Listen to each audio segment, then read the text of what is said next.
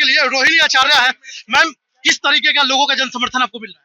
आप तो 4 दिन से कवर कर रहे हैं, 4 दिन से तो जन सैलाब उमड़ पड़ा अपनी बेटी को गले लगाने के लिए, आशीर्वाद देने के लिए।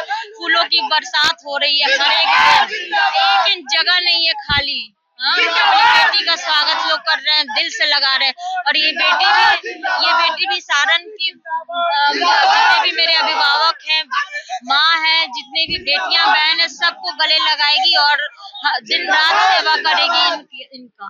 बीजेपी तो लगातार परिवारवाद को लेकर हमला बोल रही है, घेर रही है। बीजेपी परिवारवाद को लेकर लगातार हमला बोल रही है। कल कहा गया है बीजेपी के द्वारा कि अब बहनों का फौज राजद के द्वारा उतार दिया गया। कल बीजेपी ने कहा है कि बहनों के फौज को उतारा। पहले राबड़ी देवी को डिप्टी मुख्यमंत्री बनाया, तेजस्वी को डिप्टी सीएम बनाया, बहनों का फौज उतार दिया। लगातार क्यों घेर रही है? भाजपा में ना भ्रष्टाचारियों का, बलात्कारियों की फौज भरी पड़ी है। सारे घपलेबाज भाजपा में पड़े हुए, वो अपना दिखाए ना कि उनका ऊपर से लेके नीचे तक सब ये बलात्कारी लोग भरे पड़े हुए हैं। सारे करप्ट आदमी पड़े हुए भाजपा में। तो बहनों की ताकत, बहन ही असली शक्ति होती है, बेटी ही असली शक्ति होती है।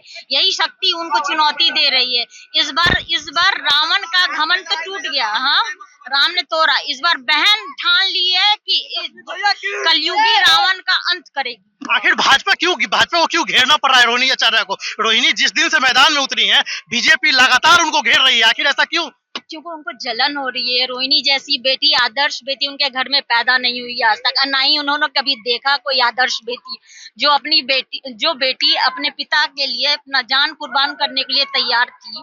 वैसी बेटी तो उनको 7 जन्म में ना मिलेगी। ना कभी मिली होगी, ना देखी होगी।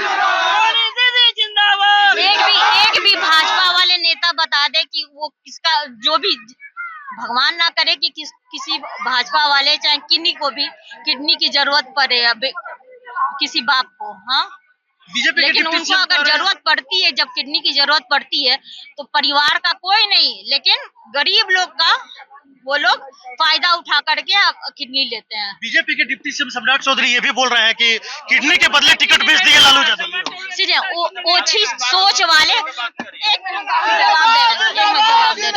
मैं जवाब देने दो बेटा, इसका जवाब जरूरी है। हाँ, ओछी सोच वाले, हाँ,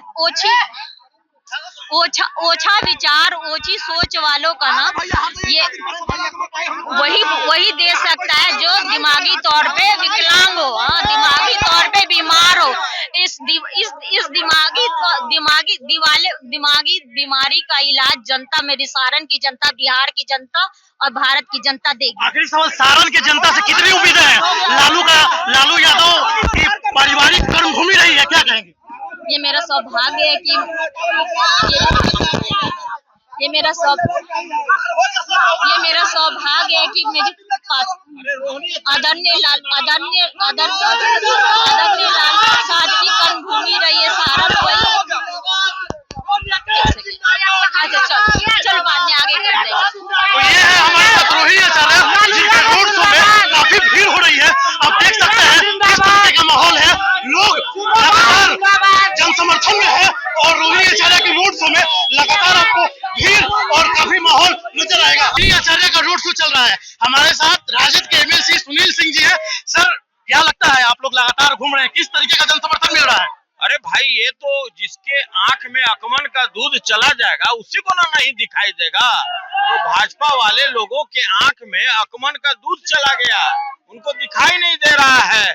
इस 4 दिनों में जो जन सैलाब पूरे रोड में उमड़ गया, जिस रोड में, किसी रोड की बात कीजिए, इतना ही उत्साह, इतना ही उमंग, और अभी के समय में कोई भी कहीं भी इनके टक्कर में है ही नहीं।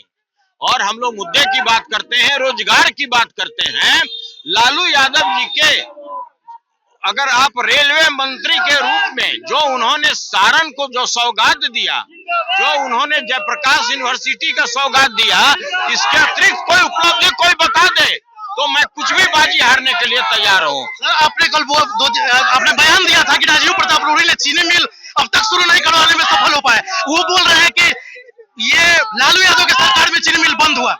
देखिए, दुर्भाग्यपूर्ण स्थिति यह है, दूसरे ओर से हम रूडी जी को भी बधाई देना चाहते हैं कि भाई आपने तो मोदी जी को भी पीछे छोड़ दिया। मोदी जी के पूरे देश में गारंटी देते चल रहे हैं और वो कहते हैं कि भाई छपरा में रूढ़ी की गारंटी है, मतलब प्रधानमंत्री की गारंटी को भी छपरा में लागू नहीं होने देता। तो इनकी ईमानदारी है। ईमानदारी इसलिए है कि भाई वो भी जानते हैं कि 2 करोड़ रोजगार देने की बात किए प्रधानमंत्री जी नहीं किए। आप 15 लाख हर एक खाता में देने की बात किए, आपने नहीं दिया। इसलिए रूढ़ी जी कहते हैं कि छपरा में मोदी की गारंटी नहीं है, यहाँ रूढ़ी की गारंटी है। रोहिणी आचार्य के घूमने के कारण सर बीजेपी क्यों बार-बार घेर रही है 3-4 दिनों से रोहिणी आचार्य? देखिए, दुर्भाग्यपूर्ण स्थिति है। वो अपने हार से बौखलाए हुए हैं।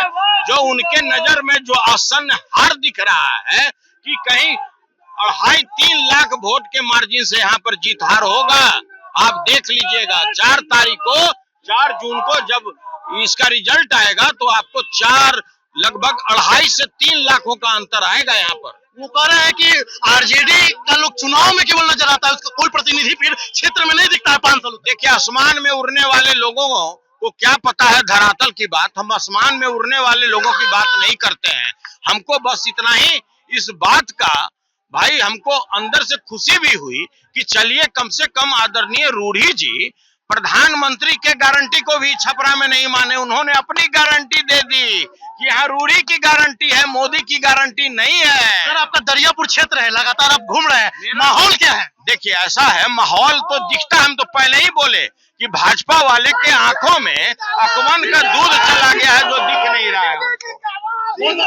तो ये हमारे साथ राजद के एमएलसी सुनील सिंह हैं, जिन्होंने बताया कि जिस तरीके से लोगों का जन समर्थन मिल रहा है, ये 4 तारीख को तय होगा जनादेश किसको मिलेगा। लेकिन इतना तय है कि रोहिणी आचार्य के रोड शो में लगातार लोगों का जन समर्थन और काफी भीड़ है। आशुतोष नाथ, एबीपी न्यूज, छपरा।